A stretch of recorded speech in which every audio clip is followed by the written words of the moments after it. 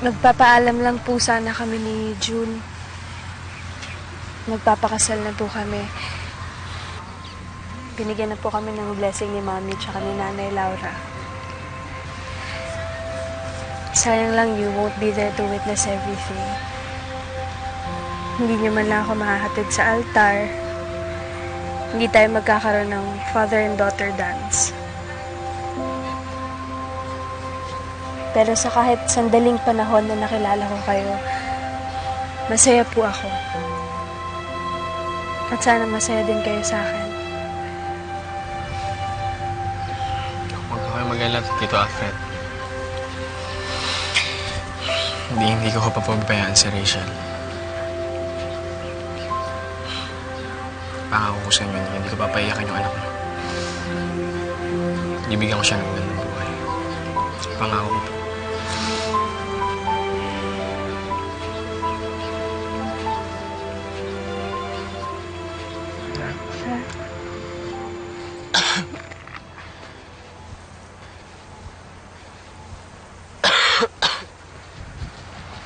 Okay ka lang?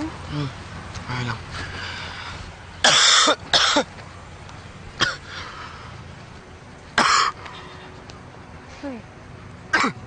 June, may dugo yung ubo mo ha.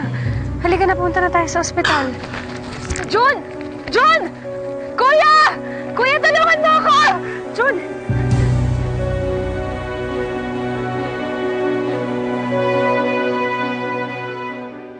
Doc, kamusta na ho ang anak ko? The test results are back. I'm sorry to say, lumala ang kanyang sakit. From stage 1, it has progressed to stage 2 lung cancer. Diyos ko, paano nangyari yun, Doc? You know, this kind of disease is very unpredictable. Although we may have detected the cancer at an early stage, pero the repeated test results indicate that his tumor has grown bigger. Doc, ano pong pwede namin gawin? The patient may undergo chemotherapy, but it's not 100% cure. I'm here to tell you to be prepared. Cancer is still a cancer. We can only hope for the best.